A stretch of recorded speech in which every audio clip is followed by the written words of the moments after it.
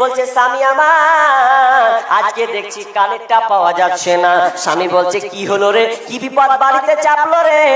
এ তো বিশাল ব্যাপার। ধৈর্য ধর, ধৈর্য ধর, আল্লাহ ধৈর্য ধারণ কর, আল্লাহ ঠিক মিলিয়ে দেবে।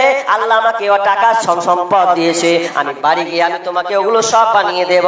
3 দিন ফোন করা হলো, এবার ধরেলেন আপনার গ্রামে আজকে জালসা, এই জালসার দিনে সুন্দর আজকে জালসার মাহফিল হয়েছে, আর আপনার ওই মেয়েটার কিন্তু আপনি বাড়িতে নাই, আপনার বিবি বাড়িতে আছে, আপনার পাশেকার বন্ধু এলাকায় বন্ধু আছে। এবার ফোন করে বলছে স্বামী আমার শুনছ, বলছে কি? একটা বিশাল অঘটন ঘটেছে। কি অঘটন গো? এতে গলার হার শোনালি, কানের বালা শোনালি, কানে হাতের বালা, কানের দুল, আজকে আবার কি ঘটনা ঘটলো? বলছে ও আমার প্রাণের স্বামী আজকে এমন কাজ করেছি বলতে লজ্জা লাগছে। স্বামী বলছে বিবি লজ্জা কিসের? স্বামীকে বলবি না তার কাকে বলবি? সব খুলে খুলে বল। এবার সে লজ্জায় বলছে স্বামী আমার আজকে আপনাদের আজকে জালসার দিন, তোমার গ্রামে জালসা, পাশের তোমার বন্ধু যে ছিল ওই বন্ধুটা জালসা শুনতে এসেছিল, আর জালসা শুনতে এসে এমন একটা কুকাম করেছে। বলছে বল কি করেছে? বলছে আপনার ওই বন্ধুটা বাড়ি গেল না, আমাকে বললো ভাবি আপনার বাড়িতে আজকে থাকবো। তো আমি কি করলাম? থাকতে দিলাম তো দিলাম, তোমার বিছানাতে থাকতে দিলাম, আমি ওর সাথে একসাথে ঘুমিয়ে গেলাম, সকাল করে দিলাম, তার সঙ্গে একটা সম্পর্ক তৈরি হয়ে গেছে। আচ্ছা এবার বলেন স্বামী বলবে যে ঠিক আছে যা হওয়ার হয়ে গেছে, এটা কোনো স্বামী মানবে? কথা বলেন মানবে? মানবে না। ও হিজড়া হলে মানবে, মানবে না।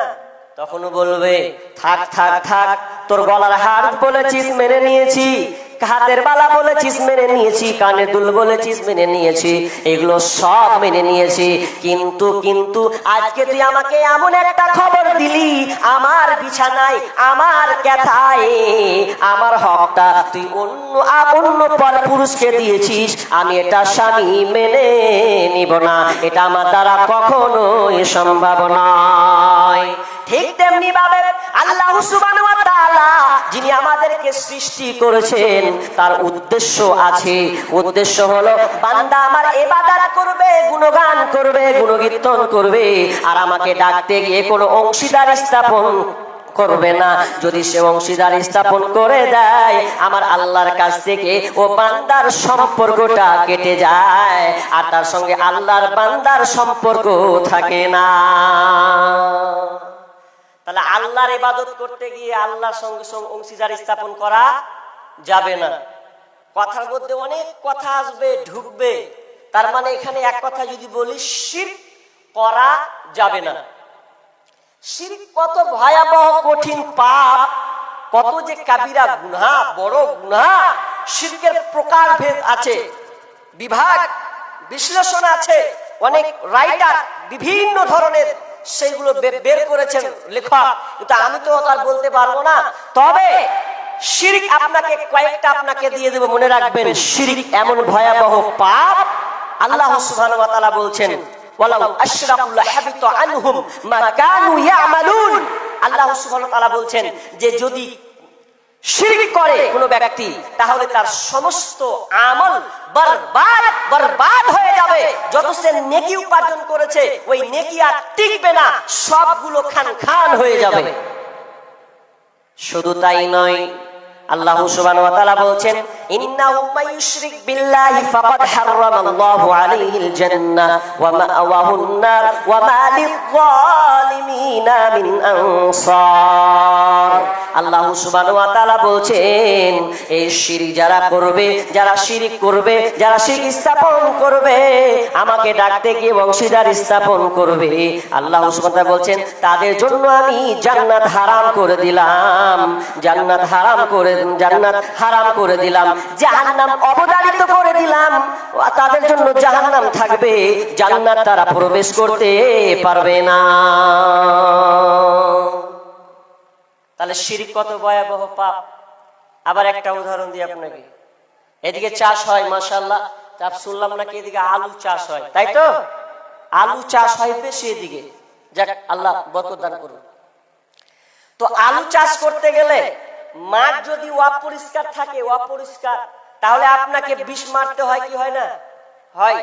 আপনাদের কি আছে জানি না, আমাদের মুর্শিদাবাদে পাট চাষ হয়, বিভিন্ন ধরনের চাষ হয়। তো চাষ হতে গিয়ে যখন ঘাস আগাছা হয়ে যায়, ঘাস তো অতটা নিরাতে পারে না, তখন তারা বিষ মারে। বিষ কেন?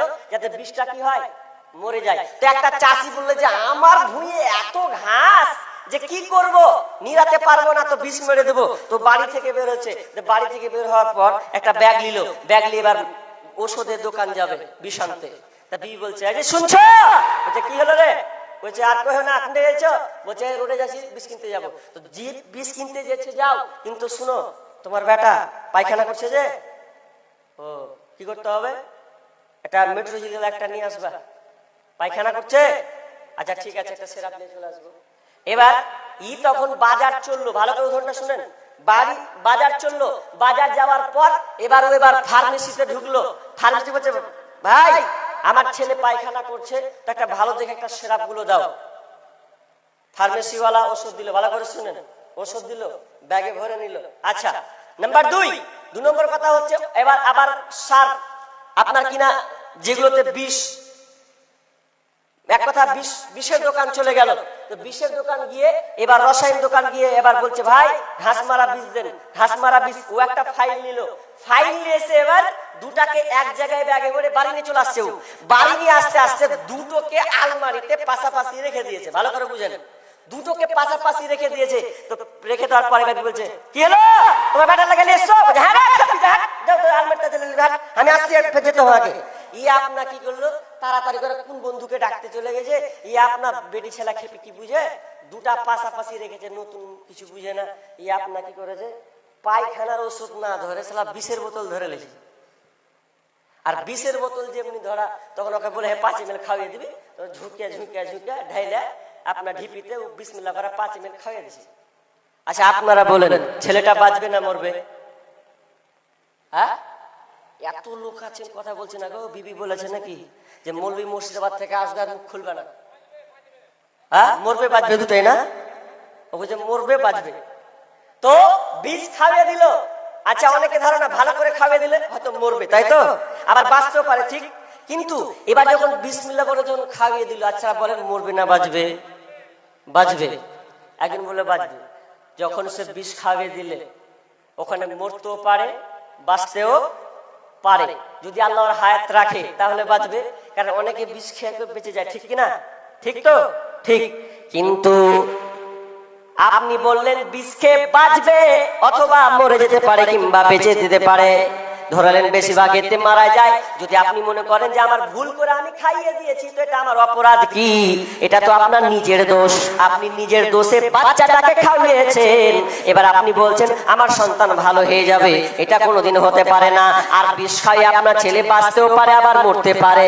কিন্তু শিরক এমন একটা ভয়াবহ পাপ, কোন ব্যক্তি যদি শিরক করে মারা যায় তাহলে তার আর কোনো বাঁচার কোনো পথ নাই।